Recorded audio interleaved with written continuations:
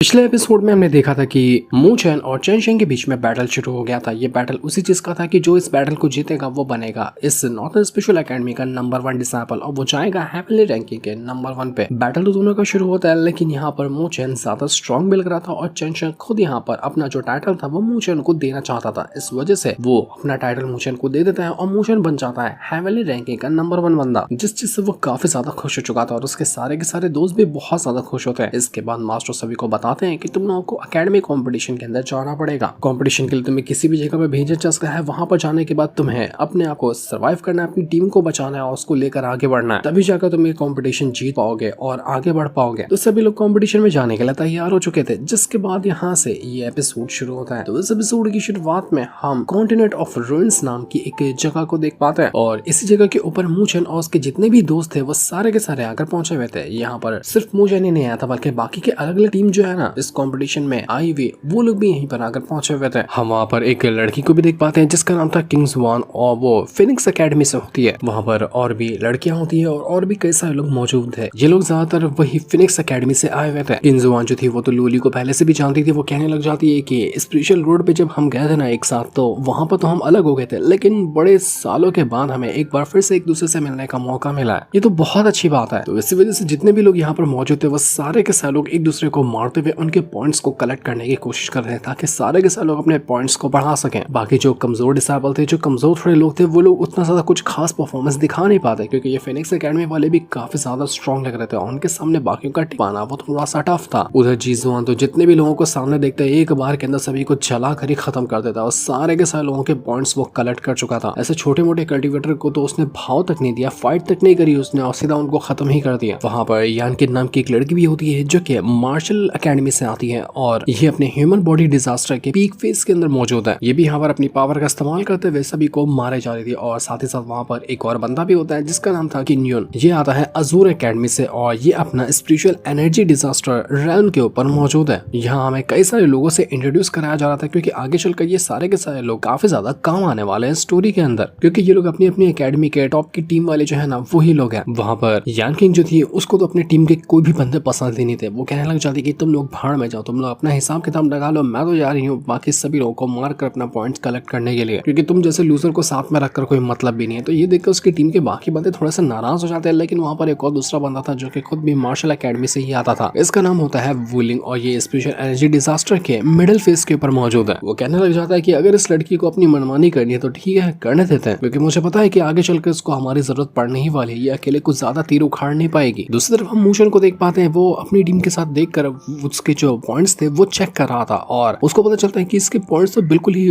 वाहियात है, मतलब इतने कम है कि शायद वो एलिमिनेट हो जाएगा। जब ये कंपटीशन शुरू हुआ तो सबसे कम पॉइंट मूचन और उसकी टीम को ही मिले। कट ऑफ थी 50-50 के नीचे जो जाएगा पॉइंट्स में वो एलिमिनेट हो ही जाएगा और कुछ ही देर के अंदर यहाँ पर चेकिंग भी होने वाली है। मतलब हर कुछ घंटों बाद चेकिंग होती है कि किसके पॉइंट 50 से कम हुए। जिसके 50 से कम हुए रहेंगे उस टाइम पे चेकिंग के दौरान तो उसको उसी टाइम एलिमिनेट कर दिया जाएगा। तो मूचन कहते हैं कि यार ये तो दिक्कत हो गई, कुछ ही टाइम के अंदर चेकिंग होने वाली है और हमारे पॉइंट्स अभी कट ऑफ के बराबर भी नहीं है, तो हमें उसको पहले बराबर करना पड़ेगा। इसलिए वो थोड़ा सा प्लान बनाने लग जाता है। फेंगियान से कहता है कि देखो कुछ तो कुछ हमें जुगाड़ करना पड़ेगा, मैं तुम्हें एक छोटा सा टास्क देता हूँ, तुम उसको पूरा करो और वो टास्क तुम कर सकते हो अच्छे से। वो उसको कान में सारे टास्क बता देता है। तो ये सुनकर फेंगियान कहता है कि अरे अरे मूशन जी तुम क्या दे रहे हो मुझे तुम मारना चाहते हो क्या? इतना खतरनाक टास्क तुम मुझे दे रहे हो, मुझे लगता है कि मुझसे ये नहीं हो पाएगा। पर मूशन कहता है कि यार तू पहले क्यों घबरा रहा है, मैं कह रहा हूँ ना तुझसे तो कि आराम से इस चीज को हैंडल कर लेगा, तो बस हिम्मत कर और करता जाए इस काम को। तब डर के मारे फेंगियान उसकी बात तो मान लेता है और जहाँ पर सबसे ज्यादा लोग लड़ाई कर रहे थे ना उसके बीच में आकर खड़ा हो जाता है और कहने लग जाता है कि बताओ मुझे यहाँ पर कि किस टीम के पास सबसे ज्यादा पॉइंट है। कोई आसपास भी है 500 पॉइंट के। तो ये सुनकर सारे लोग हैरान रह जाते हैं और कहना चाहते हैं कि अबे ये क्या बात कर रहा है, ज्यादा पॉइंट ये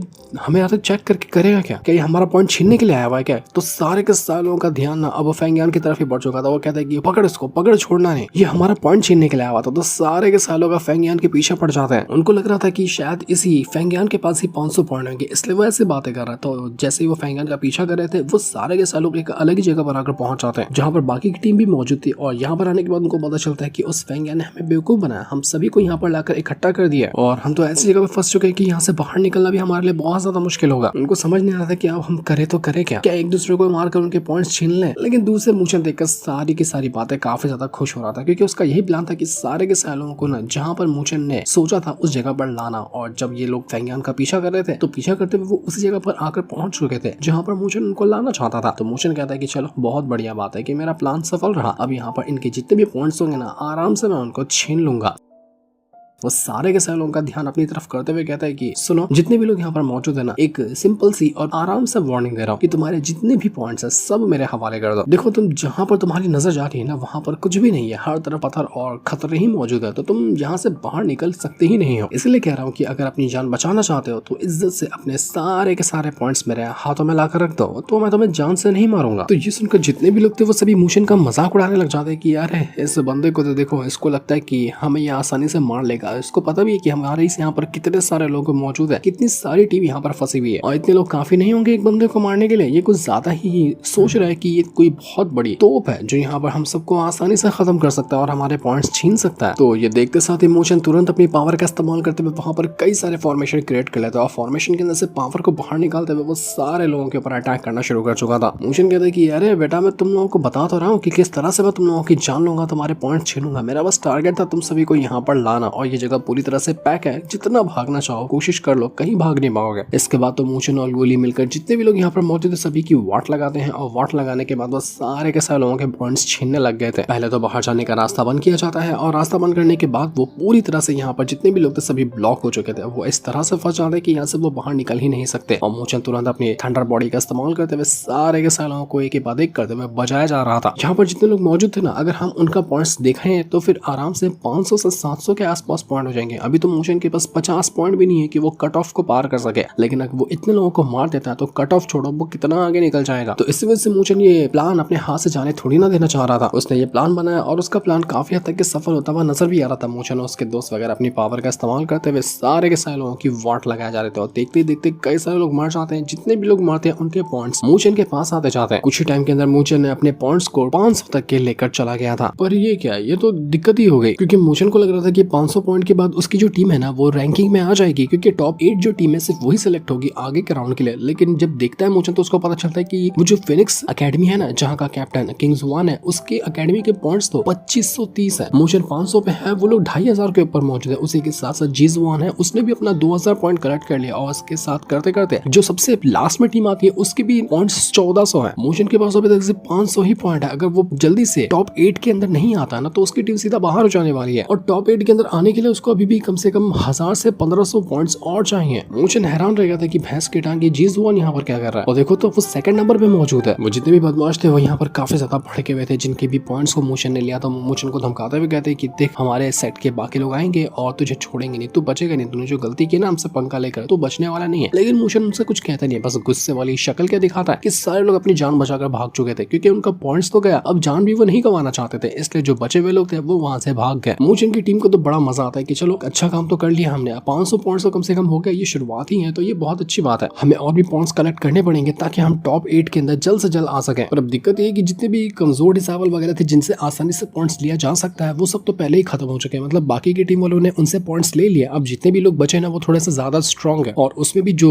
टीम के बाकी सारे के सारे बंदे बहुत ज्यादा स्ट्रॉन्ग हो ना वही टीम आगे जा रही है। जैसे कि फिनिक्स एकेडमी के सारे बंदे काफी स्ट्रॉन्ग है तो वो लोग आगे बढ़ चुके हैं। जीजवान की टीम के भी सभी बंदे काफी खतरनाक है तो वो लोग सेकंड नंबर पे हैं। जिस टीम में थोड़ा सा कमजोर बंदे हैं उनका आगे बढ़ना काफी ज्यादा मुश्किल लग रहा था। इसलिए मूचन कहते हैं कि मुझे नहीं लगता कि जिस तरह से अभी हम यहाँ पर अपनी कल्टीवेशन पे मौजूद है ना हमारे लिए आसान होगा उतने सारे पॉइंट्स को कलेक्ट करना। तो हमारा पहला टारगेट ये होना चाहिए कि पहले हमें खुद को स्ट्रॉन्ग बनाना है, पहले थोड़ी सी पावर इकट्ठा करो, उसके बाद जाकर फाइट करो दूसरी टीम के साथ, वरना ऐसा तो हम यहाँ पर टॉप 8 के अंदर बिल्कुल भी नहीं आने वाले हैं। वो सपना छोड़ दो क्योंकि हम बहुत पीछे हैं टॉप 8 वाली टीम से। चेंशिंग ने जो कहा था मुझे उसकी बात अब यहाँ पर समझ में आ रही है क्योंकि मैं यहाँ पर ज्यादा स्ट्रॉन्ग हूँ उस चीज से मैटर नहीं करता। अभी भी जितने लोग यहाँ पर मौजूद थे सभी को मारकर मैंने उनसे पॉइंट्स कलेक्ट किए, लेकिन अगर हमारी पूरी टीम ही एक जैसी स्ट्रॉन्ग रहेगी, एक साथ टीम की तरह काम करेगी ना तो सिर्फ अकेले मुझ पर बर्डन नहीं आएगा। जितना मैंने पॉइंट्स कलेक्ट किए उतना ही तुम लोग भी कलेक्ट कर सकते हो और जब एक टीम के पॉइंट कलेक्ट होंगे ना तो हम आराम से टॉप 8 के अंदर आराम से आ जाएंगे। इसलिए हमें एक बंदे की जैसा नहीं बल्कि एक टीम की जैसा सोचना पड़ेगा और सबको एक साथ स्ट्रॉन्ग बनाते हुए एक साथ एक दूसरे का साथ देना पड़ेगा। तो बाकी की टीम वाले भी कहना चाहते कि मूचन तुम तो बिल्कुल हमारे कैप्टन की तरह ही बात कर रहे हो, तुम बिल्कुल जम रहे हो कैप्टन में, एक कैप्टन को इसी तरह वैसा होना चाहिए जिस तरह की तुम थिंकिंग रख रहे हो। इस वजह से मोशन काफी ज्यादा खुश हो जाता है और वो सारे के सारे लोगों को लेकर आगे बढ़ना शुरू कर चुका था, क्योंकि अभी जिस कॉन्टिनेंट ऑफ रूइंस के अंदर ये लोग मौजूद है ना, उसका 5% हिस्सा भी एक्सप्लोर नहीं किए थे। ये कॉन्टिनेंट ऑफ रूइंस जगह बहुत ज्यादा बड़ी है, तो उसको एक्सप्लोर करेंगे तो कुछ पुराने दोस्त वगैरह भी मिल सकते हैं, कुछ कमाल की चीजें भी मिल सकती है और बाकी की टीम्स भी मिल सकती है जिससे फाइट करके ये लोग अपने पॉइंट्स बढ़ा सकते हैं। तो इसीलिए ये लोग आगे की अलग अलग जगहों को एक्सप्लोर करने के लिए निकल चुके थे।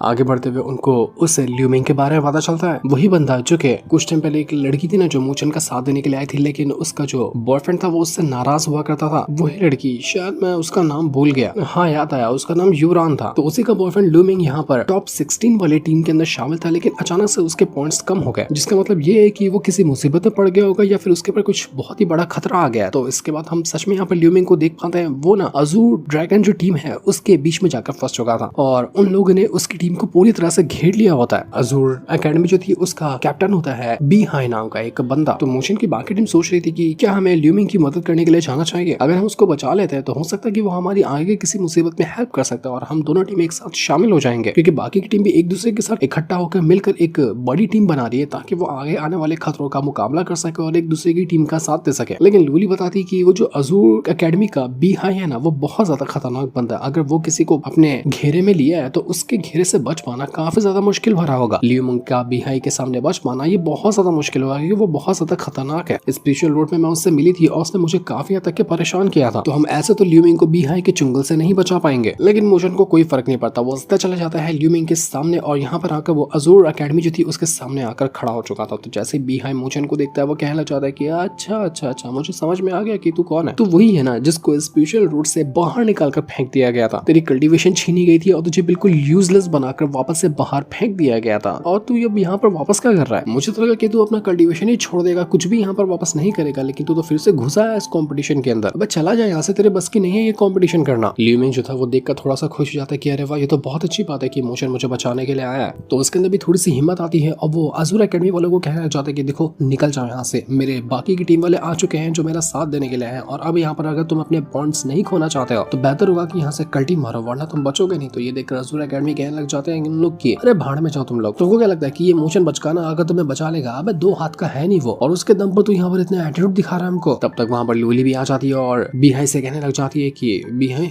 याद है ना कि पिछली बार मैंने तुम्हारा क्या हाल किया था, तुम्हारी उंगली काट कर रख दी थी मैंने, तो लगता है कि इस बार बची हुई बाकी जितनी भी उंगलियां है ना उसको भी कटवाने का तुमको मन कर रहा है। तो ये देखकर बीहाई कहना चाहता है कि लूली लूली सच में बहुत अच्छा लग रहा है तुम्हें वापस से देखकर, क्योंकि पुराने जो हिसाब किताब थे ना वो अभी तक के पूरे नहीं हुए। मैं सोच रहा था कि कब हमारी मुलाकात होगी और देखो तुम खुद उल्टा चल कर आ गए मेरे पास। वहाँ पर वो जो अजूर एकेडमी थी उसने भी कॉर्डन एकेडमी वालों के साथ अपनी टीम बना ली थी और एक और एकेडमी होती है उनके साथ, मतलब वहाँ पर 3 टीम एक साथ मिली हुई थी और इधर तो मूचन और उसके साथ वो जो ल्यूमिंग है ना उसकी टीम होती है। तो एक तरफ 2 टीम थी और सामने 3 टीम थी जिसने आपस में टीम बना लिया था, मतलब टीम ही टीम आपस में टीम बना रही है और उनमें ज्यादा लोग भी थे और ज्यादा कमाल के लोग भी थे। इस वजह से मूचन थोड़ा सा टेंशन में था, लेकिन उसको फर्क नहीं पड़ता कि ठीक है कोई बात नहीं, जितने भी स्ट्रॉन्ग वाले बंदे होंगे ना उनमें से 2-3 मैं संभाल लूंगा, बाकी के जितने लोग हैं उनको तुम लोग संभाल लेना और इसी तरह के प्लान को फॉलो करते हुए हम आगे बढ़ेंगे। तो हो सकता है कि हम इन तीनों की तीनों टीम को आराम से खत्म कर सकते हैं और इनके पॉइंट्स कलेक्ट कर सकते हैं। अगर हम जीते 3 टीम को हराने के बाद तो जितने भी पॉइंट्स मिलेंगे ना तीनों टीम को मिलाकर उसको बराबर से हम आधा बांटेंगे, आधा ल्यूमिंग की टीम को मिलेगा और आधा मूचन की टीम को मिलेगा। तो ये देखो बीहाई कहना चाहते कि वाह वाह वाह क्या सपना देखते हो तुम लोग, यहाँ मैं अपना हिसाब किताब पुराना वाला चुकाने के चक्कर में चल रहा हूँ और तुम यहाँ पर मेरा ही पॉइंट छीनने के सपने देख रहे हो, बहुत बुरा कर रहे हो तुम लोग और ये सपना मैं तुम्हारा कभी पूरा होने नहीं दूंगा। वो तुरंत अपनी पावर का इस्तेमाल करते हुए उन मूचन और उसकी जो ल्यूमिंग की टीम थी उसके साथ फाइट करना शुरू कर देता और अब यहाँ पर एक धमाकेदार बैटल शुरू हो चुका था। देखते ही देखते जो जिसको नजर आता वो उससे फाइट करने लग जाता। मूचन तो सबसे चला गया था पहले बीहाई के साथ ही फाइट करने के लिए, वो उसी को मार रहा होता है। बाकी के जो पावरफुल बंदे थे जो बीहाई के जैसे स्ट्रॉन्ग थे वो उनके साथ भी फाइट करता। सबसे ज्यादा स्ट्रॉन्ग को उसने कहा था कि मैं लपेटूंगा और वो ये करने के लिए पहुंच भी हो चुका था। जितने भी स्ट्रॉन्ग वाले थे सबसे पहले वो उनके साथ फाइट करने जाता है और वो लोग मूचन के ऊपर अटैक करने लगे थे, लेकिन मूचन को फर्क नहीं पड़ता। वो अपनी थंडर बॉडी भी यूज करता है, अपने सारे टेक्निक यूज करता है, कुत्तों की तरह मारता है उन लोगों को। लिटरली हालत खराब करके रख दी थी उसने। यहाँ पर सिर्फ बच गया था वो बीहाई जो के उसके साथी तो यहाँ पर टपक चुके थे। तो वो देखकर हैरान हो जाता है कि मूचन ये तूने किया कैसे, तू इतना स्ट्रॉन्ग कैसे हो गया। मूचन उससे कहने लग जाता है कि बेटा स्पेशल रोड में जब मैं गया था ना लिटरली मैं तुझे जानता भी नहीं था, तेरा नाम भी उतना फेमस नहीं था बीहाई करके, मैंने जिंदगी में कभी तुझे सीरियस लिया ही नहीं, तो तू कैसे सोच सकता है कि तू मुझे यहाँ पर हरा लेगा। स्पेशल रोड से भी मुझे डर के मारे नहीं निकाला गया था, मैंने जो नरसंहार मचा था ना, इतने लोगों की जान लेते ना, उस वजह से मुझे बाहर निकाला गया था। मेरी बचपन से आदत रही है लोगों की जान लेने की और तेरी जान लेने में मैं 1% भी नहीं झिझकूंगा। लेकिन बिहाई कहना चाहता है कि तू सिर्फ हेवनली कंप्लीशन रैल्म के ऊपर मौजूद है। तुझे लगता है कि सच में तू यहाँ पर मुझे हरा देगा जो मैं तेरे से एक रैल्म आगे हूँ? तुझे दिखाता हूँ कि एक रैल्म आगे होने का डिफरेंस होता क्या। वो तुरंत अपनी पावर का इस्तेमाल करता है और जितने भी उसके पास अटैक वगैरह थे वो सभी को यूज करने लग गया था। उसके पास कुछ खास तरह की डिमोनिक लाइटनिंग पावर थी, मतलब ये रेड कलर की लाइटनिंग पावर होती है और इसके जरिए वो आसपास के सारे जो औरत थे उनको गैदर करना शुरू कर चुका था और उसके जरिए वो एक बहुत ही ब्रूटल अटैक बना लेता है जिस अटैक का नाम था हेवनली सी स्वॉर्ड आर्ट। और उसके जरिए वो सीधा मोशन के ऊपर अटैक करने वाला था। उसकी स्वॉर्ड लिटरली में इतनी बड़ी हो जाती है कि उसका हिसाब भी नहीं था। तो जैसे मोचन यहाँ पर इस टेक्निक को देखता है वो कहना चाहता है कि बी हाई क्या तेरी यही एक टेक्निक बची है जिसका तू इस्तेमाल कर सकता है? मुझे ये खास तो नहीं लग रही, मेरा उल्टा हाथ काफी हो जाएगा उसको डिस्ट्रॉय करने के लिए। मोचन तुरंत अपनी पावर का इस्तेमाल करता है और अपनी लाइटनिंग गॉड हैंड टेक्निक का यूज कर लेता है। मतलब उसकी जो थंडर बॉडी है ना, अब वो अपने हैंड को बहुत जाइंट कर सकती है और उसके जरिए एक बहुत ही पावरफुल अटैक बना सकती है। तो उसी के जरिए वो मल्टीपल हैंड्स को समन कर चुका था और उसके जरिए वो जो स्वॉर्ड आर्ट होता है उसको वो रोकने में लगा। मतलब दोनों अटैक आपस में टकरा जाते हैं और टकराने की वजह से यहाँ पर जो स्वॉर्ड आर्ट टेक्निक थी वो पूरी तरह से डिस्ट्रॉय जाती है। बिहाई के अटैक है तो एक पल के अंदर खत्म ही हो गई। तब तक के मोशन की बाकी टीम वाले थे जैसे कि लूली वगैरह, वो तो आराम से बाकी सभी बंदों की वाट लगाते थे, सिर्फ बिहाई ही बचा था जबकि उसकी भी वाट यहाँ पर मोशन ने अच्छी खासी लगा दी। बिहाई की तो हालत ऐसी हो गई थी कि मानो उसने अपने पैंट में सूसू कर दिया। वो तुरंत अपनी जान बचाकर भागने लग जाते कि नहीं ये मोशन इंसान नहीं हो सकता, ये शैतान बन गया। लेकिन मोशन उसको इतनी आसानी से कहाँ ही भागने देगा। वो तुरंत अपनी हैंड टेक्निक का इस्तेमाल करते हुए सीधा का सीधा उस बिहाई को पकड़ता है और मुट्ठी के अंदर दबा कर सीधा उसको खत्म कर चुका था। लग रहा था कि बिहाई यहाँ पर जान से ही मारा गया। बस बिहाई को मारने की देरी थी। बाकी जितने भी लोग यहाँ पर जिंदा बचे थे ना, तुरंत वो अपना पॉइंट निकालते हैं मोशन को देते हुए कहते हैं कि भाई ये मेरा पॉइंट ले, तुम हमारी जान बख्श दे, हमारा पॉइंट ले ले। तो क्योंकि तू इंसान नहीं है, तो कोई जल्लाद है, जल्लाद, तो उससे हम फाइट करने के बारे में सोच भी नहीं सकते। सारे लोगों का पॉइंट मोशन को यहाँ पर मिल चुका था। लियू मिंग जो था जितने पॉइंट्स को लिया था उनको लेकर वो वहां से भागने की कोशिश करता है कि मैं तो मोशन को अपने पॉइंट नहीं देने वाला, क्योंकि मुझे पता है कि मोशन यहाँ पर मुझे पॉइंट्स तो नहीं देगा बल्कि मेरे पॉइंट्स भी छीन लेगा। लेकिन जैसे वो भाग रहा था मोशन उससे कहता है कि अरे अरे तू कहाँ भाग रहा है, पहले तू रुक जा, यहाँ पर अपने पॉइंट्स तो दे दीजिए, क्योंकि मैंने देखा कि तूने मेरी कोई मदद नहीं की इस फाइट के दौरान, तो मुझे तेरी जरूरत भी नहीं है, इसलिए फटाफट से अपने सारे पॉइंट निकाल कर दे दे मुझे। मोशन उसके सारे पॉइंट ले लेता है और लियू मिंग यहाँ पर कुछ कर भी नहीं पाता क्योंकि उसको पता था कि वो मोशन का मुकाबला कर ही नहीं सकता। वो मोशन से कहना चाहता है कि जब भी मैं तुझसे मिलता हूँ ना मेरे साथ कुछ बुरा ही होता है, मुझे लगा तू मेरी मदद करने के लिए आया, मुझे क्या पता था कि तू मेरा भी पॉइंट छीन लेगा। वो तो मैंने अपना पॉइंट तुझे इसलिए दे दिया क्योंकि तूने मेरी यहाँ पर जान बचाई, वरना अज़ूर एकेडमी वाले मुझे मार दिया होता है, वरना मैं तुझे अपना पॉइंट बिल्कुल भी नहीं देता। तो मोशन उसको देखकर कहना चाहता है कि तू मुझे थोड़ा सा काम का बंदा तो लगता है, लेकिन तू मेरा ढंग से काम नहीं किया। अगर मेरा ढंग से काम किया होता, अच्छे से लोगों के साथ फाइट किया होता और मेरा साथ दिया होता तो मैं तुझे पॉइंट देता। लियू मिंग कहने लग जाता है कि जब से मैं तुझसे मिलता हूँ ना मेरे साथ गड़बड़ ही होती, यहाँ पर भी गड़बड़ हुई और स्पेशल रोड के ऊपर भी मेरे साथ गड़बड़ हुई ही थी। तो मोशन हैरान हो जाता है कि स्पेशल रोड तू मुझसे कब मिला था? स्पेशल रोड के अंदर तू गया भी था क्या कभी स्पेशल रोड के अंदर? तो लियू मिंग बताता है कि हाँ मैं गया था ना स्पेशल रोड के अंदर, और तूने जो भी यहाँ पर टेक्निक यूज किया तेरे अंदर से इतना भयंकर ऑरा बाहर निकल रहा था, ये वही हो रहा था ना जो तूने यूज किया था स्पेशल रोड के अंदर इतने लोगों को मारने के लिए, और उसी वजह से तुझे बाहर निकाल कर फेंक दिया गया था। मैं उस टाइम इस ऑरा को देखा था जब मैं स्पेशल रोड पे था। तो मोशन कहता है कि वो सब छोड़, तो मुझे ये पता है कि जब ल्यूली को कई सारे लोगों ने स्पेशल रोड के अंदर घेर लिया था तो क्या तो उन लोगों में शामिल था जो लोग ल्यूली को नुकसान पहुंचाने की कोशिश कर रहे थे? तो लियू मिंग कहता है कि अबे ल्यूली को मैं उस टाइम जानता भी नहीं था, मैं तो तुझे भी नहीं जानता था, बस मुझे पता चला कि तूने इतनी खतरनाक टेक्निक का इस्तेमाल किया जिस वजह से इतने लोगों की जान ले लिया और तुझे बाहर निकाल कर फेंक दिया गया, तब मैं तुझे जानने लग गया था। तो ये सुनकर मोशन कहता है कि चल ठीक है, अगर तू यहाँ पर ल्यूली को परेशान करने में शामिल हुआ होता ना तो मैं तुझे यहीं पर गाड़ दिया होता। वैसे चल ठीक है, अच्छी बात है कि तू हमारा दुश्मन नहीं है, इसलिए तुझे एक अच्छा ऑफर देता हूँ कि हमारे साथ शामिल हो जाए। भले से तूने इस बार तो कुछ काम नहीं किया हमारे लिए, लेकिन अगली बार अगर अच्छा काम करता है तो मैं तुझे पॉइंट्स दूंगा, तेरे पॉइंट्स छीनूंगा नहीं, लेकिन अगली बार धोखा देगा तो फिर देख लेना तेरा अंजाम क्या करूंगा फिर मैं। लियू मिंग के पास दूसरा कोई ऑप्शन भी नहीं था, तो वो कहता है कि ठीक है मैं तुम्हारे साथ शामिल होने के लिए तैयार हूँ। उस बेचारे के पास दूसरा कोई ऑप्शन भी नहीं था कि वो अपने आप को थोड़ी ना बचा सकता है। मोशन और उसकी टीम ये कहने लग जाती कि ये जो लियू मिंग है ना बंदा काम का तो है, ये आगे चलकर कुछ न कुछ हमारे फायदे में आएगा ही। अगर ये हमारा अच्छे से साथ देने के लिए तैयार हो जाए ना तो आगे आने वाले खतरों से हम मुकाबला कर सकते हैं। हम इसके ऊपर थोड़ा सा पॉइंट्स दे देंगे जितना ये मदद करेगा हमारी उसके हिसाब से, लेकिन भरोसा तो हमें इसके ऊपर बिल्कुल भी नहीं करना, क्योंकि क्या पता कब हमें धोखा दे दे, हम थोड़ी ना जानते हैं इसके बारे में। मोशन अपने दोस्तों को अंदर ही अंदर बताते हुए ये कहना चाहता है कि देखो हम तो यहाँ पर पूरी तरह से तैयारी करके रखेंगे, कभी भी गलती से भी अगर ये लियू मिंग हमें धोखा देने के बारे में सोचता है ना तो मैं उसका पैर काटूंगा, तुम उसका हाथ काटना, तुम उसका वो काटना, इधर उधर से हम उसको काट कर खत्म कर देने वाले। और भी जो भी पहले हमारे साथ ये दिखाने की कोशिश करेगा कि वो हमारे साथ है, बाद में चलकर धोखा देगा ना, हम उसका हाल बहुत बुरा करने वाले हैं। ये लोग जानबूझकर ना लियू मिंग को सुनाते हुए बात कर रहे थे ताकि उसके अंदर डर बैठ जाए कि वो आगे चलकर गलती से भी मोशन की टीम को धोखा देने के बारे में सोचे ना। तो ल्यूमिंग वहां पर आता है और उसके पास जितने भी थोड़े बहुत बचे कुछ पॉइंट थे वो सब देते हुए कहते हैं कि ले मोशन, इसको अपने पास रख और तुझे यहाँ पर घबराने की जरूरत नहीं है, मैं कभी तुझे धोखा नहीं दूंगा क्योंकि मेरे पास कोई वजह ही नहीं तुझे धोखा देने की। जहां तुझे धोखा दूंगा तो वैसे ही मुझे मार देगा, इतना तो तू बातें कर करके डरा ही चुका है मुझे। तो मोशन कहता है कि वाह बहुत अच्छी बात है, इतनी जल्दी तू समझ गया। चल अब ये बता कि इस आसपास के इलाके में और कौन सी जगह हो सकती है जहाँ पर ज्यादा टीम मौजूद होगी, जहाँ पर अच्छी चीजें हो सकती है, जहाँ से हम कल्टीवेशन भी बढ़ा सकते हैं, पॉइंट्स भी कलेक्ट कर सकते हैं। क्योंकि अभी हमारे पास जो मेरी टीम है उसको टोटल 1300 पॉइंट्स हो चुके हैं। तो ल्यूमिंग कहना चाहता है कि हाँ ठीक है, मुझे जो पता होगा मैं तुम लोगों को जरूर बताऊंगा। दूसरी तरफ हम शियायान को देख पाते हैं, वो अपना घर के अंदर बैठा हुआ था और उसके साथ उसके मास्टर भी होते हैं। शियायान अपने मास्टर से कहना चाहता है कि मास्टर आप ये किस तरह की पिल को रिफाइन कर रहे हैं, आखिर आपको आइडिया कहाँ से आया है इस पिल को रिफाइन करने का। तो मास्टर कहने लग जाते कि अरे मेरे पास यार कुछ करने को है ही नहीं, तो मैं सोचा कि टाइम पास कर लूं पिल वगैरह रिफाइन करके। वैसे तुम बताओ कि तुम तो एक फ्लेम मेंबर हो, कुछ तुम ढूंढने के लिए यहाँ पर आए हो क्या, या फिर तुम्हारे दिमाग में कुछ चल रहा है।